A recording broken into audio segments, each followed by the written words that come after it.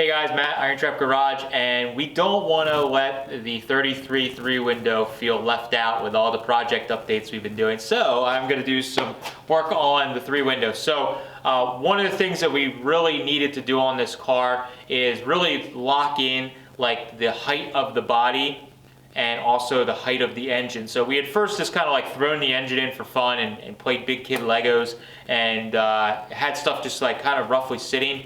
But it wasn't really 100% jiving with everything, so I need to kind of get that locked in so that we know where the engine is going to live, so I can take it apart and send the stuff away to get the engine built. So what I'm going to work on today is getting the body lifted up just a little bit and also lifting the engine at the same time.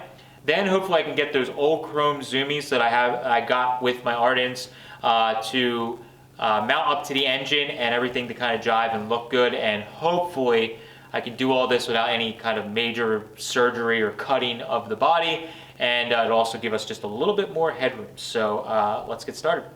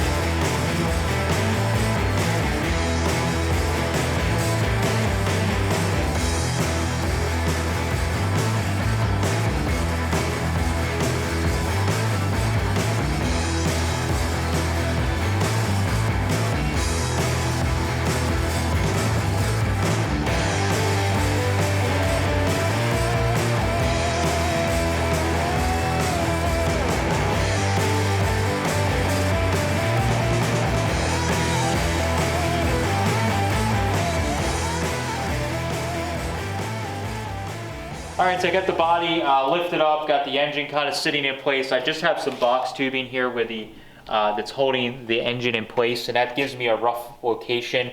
This box tubing here is about the thickness of a biscuit mount. I had measured it when I put it in there. So basically when I build the tabs for this, we're going to build them so they're right level with the frame, then you put a biscuit mount on it, and that will get the engine sitting roughly where it's at. Now there's a bunch of stuff that just like the stars aligned with this stuff. Like I always say, you let the car speak to you when you're building these old cars.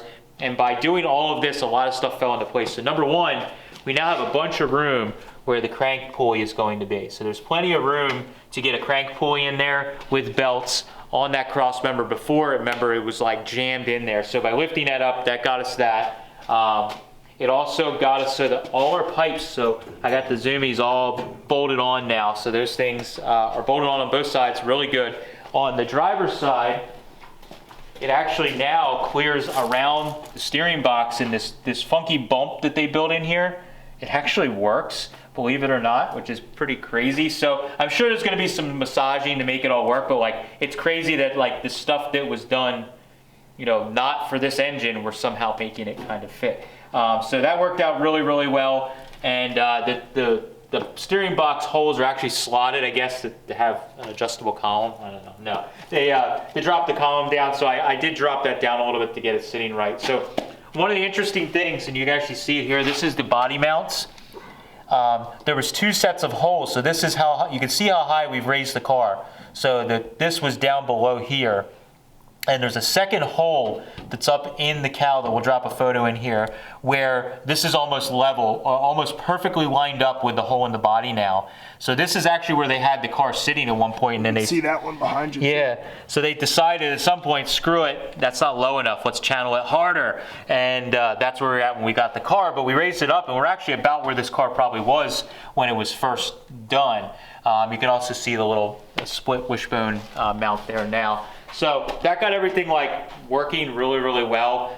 We pretty much know where the engine needs to be now, so I can kind of put some rough marks in there. And this block is just a mock-up block, so we can just pull all the extra stuff off the top and off the engine, send all that stuff away, and we're doing pretty good. The other thing is it got the rear end of the car lifted up a little bit higher, so that we can put some big tires on it, and it doesn't look like cartoony where the tires are almost like over top of the trunk.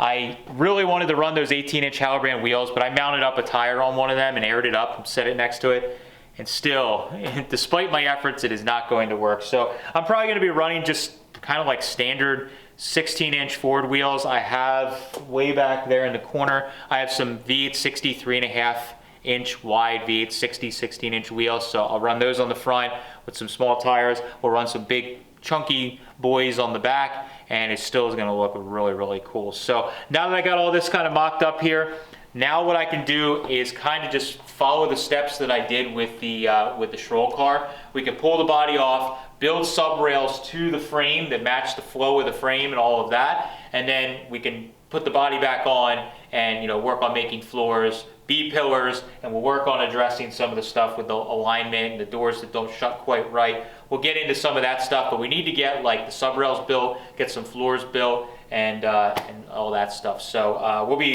moving along pretty quickly on this thing. Hopefully it'll go just as quick as the Schroll Coupe did, because we can just, you know, follow the steps that we did with that and keep moving along. So that is the quick little update on the 33 3-window. Let me know what you think of the new like position of everything. And yeah, hopefully we'll have some more updates coming up this summer really soon. Thanks guys, catch you later.